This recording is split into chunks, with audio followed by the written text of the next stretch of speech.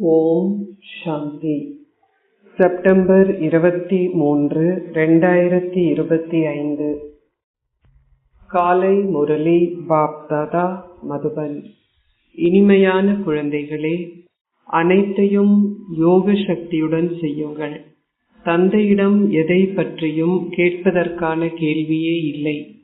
நீங்கள் கடவுளின் குழந்தைகள். ஆகவே அசுரத்தனமான செயல்கள் எதனையும் செய்யாதீர்கள். கேள்வி: உங்கள் யோக சக்தி செய்கின்ற அற்புதம் எது? பதில்: இந்த யோக சக்தியால் உங்கள் பௌதிக புலன்கள் அனைத்தையும் உங்களால் கட்டுப்படுத்த முடியும். உங்களுக்கு யோக சக்தி இல்லாது விட்டால் உங்களால் தூய்மையாக முடியாது. யோக சக்தியினாலேயே முழு உலகமும் தூய்மையாகிறது. ஆகவே தூய்மையாகி உங்கள் உணவை தூய்மையாக்குவதற்கு நினைவு யாத்திரையில் நிலைத்திருங்கள். அனைத்தையும் சாதுரியமாக செய்யுங்கள். அனைவருடனும் பணிவுடன் பழகுங்கள். ஓம் சாந்தி. ஆன்மீக தந்தை ஆன்மீக குழந்தைகளுக்கு விளங்கப்படுத்துகின்றார். எவ்வாறு ஆன்மீக தந்தை வந்து ஸ்வர்க்கமாகிய புதிய உலகை ஸ்தாபிக்கின்றார் என்பதை உலகில் உள்ள எவரும் அறிய மாட்டார்கள். எவருக்கும் இது தெரியாது. தந்தையிடம் உங்களால் எதை பற்றியும் கேட்க முடியாது. தந்தை உங்களுக்கு அனைத்தையும் விளங்கப்படுத்துகின்றார். நீங்கள் எதை பற்றியும் கேட்க அவசியமில்லை. அவர் தொடர்ந்தும் அனைத்தையும் தானாகவே விளங்கப்படுத்துகின்றார். தந்தை கூறுகின்றார், ஒவ்வொரு கல்பமும் இங்கு பாரத தேசத்தில் வந்து நான் என்ன செய்ய வேண்டும் என்பது எனக்கு தெரியும்.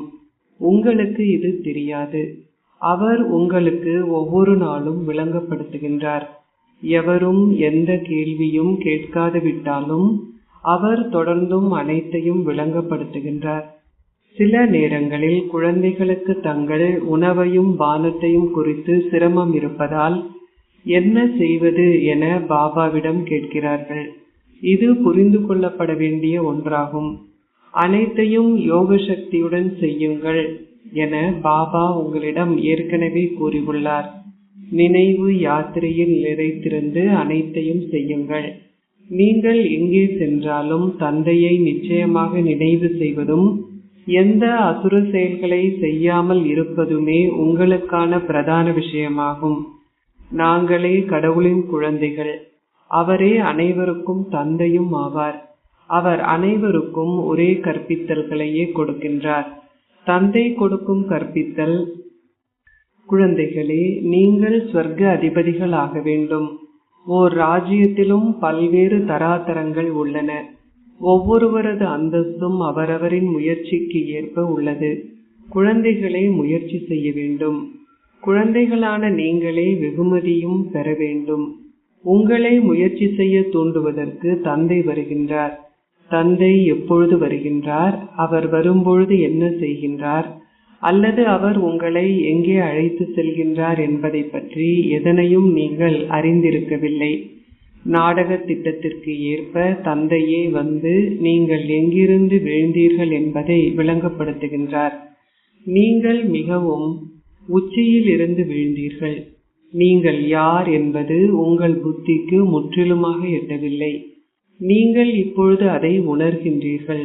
தந்தை வந்து என்ன செய்வார் என்பதை நீங்கள் ஒரு பொழுதும் கனவிலும் கண்டிருக்க மாட்டீர்கள். நீங்கள் முற்றிலுமாக எதையும் அறிந்திருக்கவில்லை. நீங்கள் இப்பொழுது தந்தையை கண்டுகொண்டு விட்டீர்கள். ஓர் உண்மையான விசுவாசமான மனைவி தனது கணவனுக்கு முழுமையாகவே தன்னை அர்ப்பணிப்பதை போன்று நீங்கள் அத்தகையதோர் தந்தையிடம் உங்களை அர்ப்பணிக்க வேண்டும் என்பதை புரிந்து கொள்கின்றீர்கள். அவள் மரண சிதையில் ஏறுவதற்கு கூட தயங்குவதில்லை. அவள் அந்த அளவிற்கு தைரியசாலி. முன்னர் அவர்களில் பலரும் உடன்கட்டளை ஏறுவார்கள். இங்கு பாபா உங்களுக்கு அத்தகைய எந்த சிரமத்தையும் கொடுப்பதில்லை. ஞான சிதை என்னும் வார்த்தை பயன்படுத்தப்பட்டாலும் உங்களை எரிப்பதற்கான கேள்வியே இல்லை. வெண்ணெயிலிருந்து ஒரு தலைமுடியை இழுப்பது போன்று இலகுவாக தந்தை விளங்கப்படுத்துகின்றார். உண்மையிலேயே உங்கள் தலை மீது பல பிறவிகளின் பாவ சுமைகள் உள்ளன என குழந்தைகளாகிய நீங்கள் புரிந்து கொள்கிறீர்கள். ஒருவர் மாத்திரம் அஜாமில் அல்ல. ஒவ்வொரு மனிதரும் மற்றவரை விட அதிகப்படியாகவே அஜாமில்லாக இருக்கிறார்கள்.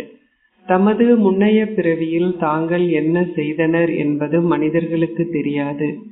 நீங்கள் பாவத்தை மாத்திரம் செய்தீர்கள் என்பதை இப்பொழுது புரிந்து கொள்கிறீர்கள். உண்மையில் ஓர் ஆத்மா கூட புண்ணிய ஆத்மா கிடையாது. ஆத்மாக்கள் அனைவரும் பாவிகளாக உள்ளார்கள். ஒருவர் புண்ணியம் செய்தால் அவர் ஒரு புண்ணியாத்மா ஆகின்றார். எவ்வாறாயினும் புண்ணிய ஆத்மாக்கள் சத்யுகத்தில் மாத்திரமே இருக்கிறார்கள். ஆகவே ஒருவர் ஒரு வைத்தியசாலை போன்றவற்றை கட்டினால் அதனால் என்ன? அவரால் ஏணியில் கீழிறங்கி வருவதிலிருந்து தப்ப முடியாது. அவர் மேலேறும் ஸ்திதியில் செல்வதில்லை. அவர் தொடர்ந்தும் கீழேயே இறங்குகின்றார். இந்த தந்தை கணவர்களுக்கெல்லாம் கணவரும் தந்தையருக்கெல்லாம் அதிமேலான தந்தையும் என்பதால் உங்களை அவரிடம் உயிருடன் அர்ப்பணிக்கின்றீர்கள் என்று நீங்கள் கூறத்தக்க வகையில் இந்த தந்தை அத்தகையதோர் அன்பிற்கினியவராவார். தந்தை இப்பொழுது குழந்தைகளாகிய உங்களை விழித்தெழச் செய்கின்றார். உங்களை ஸ்வர்க்க அதிபதிகள் ஆக்குகின்ற அத்தகையதோர் தந்தை மிகவும் சாதாரணமானவர். ஆரம்பத்தில் புதல்விகள் நோய்வாய்ப்படும் பொழுது பாபாவே அவர்களுக்கு சேவை செய்வது வழக்கம். அவருக்கு எவ்வித அகங்காரமும் இருக்கவில்லை. பாப் தாதாவே அதிமேன்மையானவர். அவர் கூறுகின்றார், நான் செய்யும் செயல்கள் அனைத்தையும் இவர் மூலம் செய்கின்றேன், அல்லது நான் இவரை அவற்றை செய்யுமாறு தூண்டுகின்றேன். இருவரும் ஒருவர் போன்றே உள்ளார்கள். எந்த செயலை தந்தை செய்கின்றார் எனவும் எதை தாதா செய்கின்றார் எனவும் உங்களால் கூற முடியாது. தந்தையே இங்கே அமர்ந்திருந்து உங்களுக்கு செயல், நடுநிலை செயல், பாவ செயலின் தத்துவத்தை விளங்கப்படுத்துகின்றார். தந்தை மிகவும் மேன்மையானவர். மாயையின் செல்வாக்கும் அதிக அளவிற்கு உள்ளது. தந்தையான கடவுள் கூறுகின்றார், இதை செய்யாதீர்கள். அவ்வாறு இருந்தும் சிலர் அவர் கூறுவதை கேட்பதில்லை. கடவுள் கூறுகின்றார், இனிமையான குழந்தைகளே, இதை செய்யாதீர்கள். அப்படி இருந்தும் சில குழந்தைகள் பிழையான விஷயங்களை செய்கிறார்கள். அவர் நீங்கள் பிழையான செயல்களை செய்வதை மாத்திரமே தடுக்கின்றார். ஆனால் மாயை மிகவும் சக்தி வாய்ந்தவள். தவறுதலாக கூட தந்தையை மறக்காதீர்கள். நீங்கள் என்னை என்ன செய்தாலும் பரவாயில்லை, நீங்கள் என்னை அடித்தால் கூட பரவாயில்லை என நாங்கள் கூறுகிறோம். ஆனால் உண்மையில் தந்தை அவ்வாறு எதையும் செய்வதில்லை.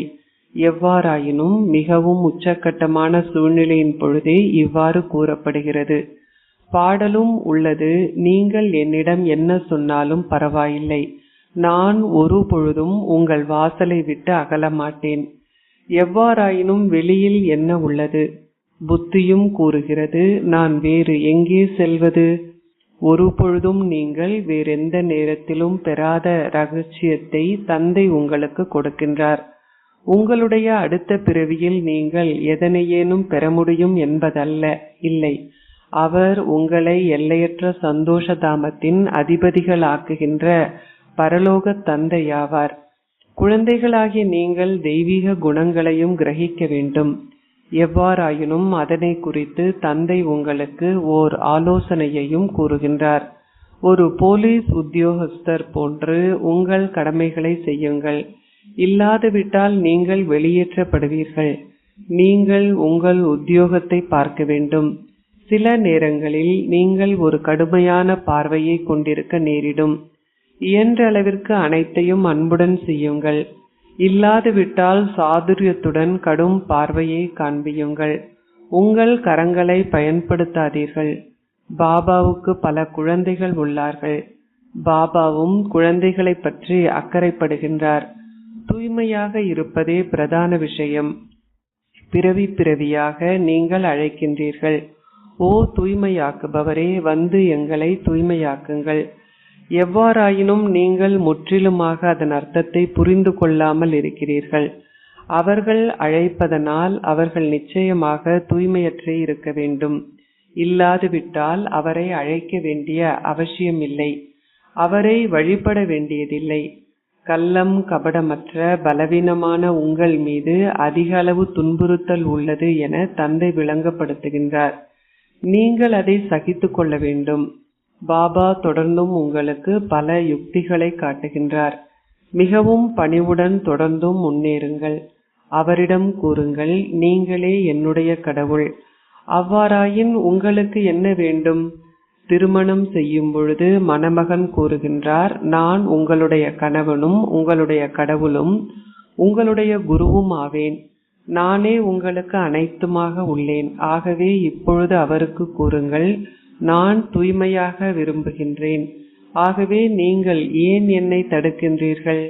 கடவுள் தூய்மையாக்குபவர் என்று அழைக்கப்படுகின்றார். நீங்களே என்னை தூய்மையாக்குபவராக இருக்க வேண்டும். இவ்வாறாக மிகவும் அன்புடனும் பணிவுடனும் பேசுங்கள். அவர் கோபமடைந்தால் அவர் மீது மலர்களை பொழியுங்கள். சில நேரங்களில் அவர்கள் தங்கள் மனைவிகளை அடிக்கிறார்கள், பின்னர் மன்னிப்பு கேட்கிறார்கள். ஒருவர் அதிக அளவிற்கு மது அருந்தி மிகவும் போதையடையும் பொழுது அவர் தன்னை ஒரு சக்கரவர்த்தியாக கருதுகின்றார். இந்த நஞ்சானது அத்தகையது, கேட்கவும் வேண்டாம். அவர்கள் பின்னர் மனம் வருந்துகிறார்கள். ஆனால் அவர்கள் அப்பழக்கத்தை வளர்த்து கொண்டுள்ளதால் அவர்களால் அதை விட முடியாதுள்ளது. அவர்கள் ஓரிரு முறை விகாரத்தில் வீழ்ந்து போதையடைந்து பின்னர் தொடர்ந்தும் வீழ்கிறார்கள். போதையான விஷயங்கள் ஆத்மாவிற்கு சந்தோஷத்தை ஏற்படுத்துவதை போன்று விகாரமும் அவ்வாறானதே. இங்கு நீங்கள் பெருமளவு முயற்சி செய்ய வேண்டும். யோக சக்தி இல்லாமல் உங்கள் பௌதீக புலன்கள் எவற்றையும் கட்டுப்படுத்த முடியாது. இதுவே யோக சக்தியின் அற்புதம். இதனாலேயே அதன் பெயர் மிகவும் பிரபல்யமாக உள்ளது. இந்த யோகத்தை கற்பதற்கு மக்கள் வெளிநாட்டில் இருந்து வருகிறார்கள். அவர்கள் மௌனமாக அமர்ந்திருக்கிறார்கள். அவர்கள் தங்கள் வீடுகளிலிருந்தும் குடும்பத்திலிருந்தும் தொலைவில் இருக்கிறார்கள். அது அரை கல்பத்தின் செயற்கையான அமைதியாகும். உண்மையான அமைதியை பற்றி எவரும் அறிய மாட்டார்கள். தந்தை கூறுகின்றார், குழந்தைகளே, உங்கள் ஆதி தர்மம் அமைதியாகும். நீங்கள் உங்கள் ஷரீரத்தின் மூலம் செயல்களை செய்ய வேண்டும்.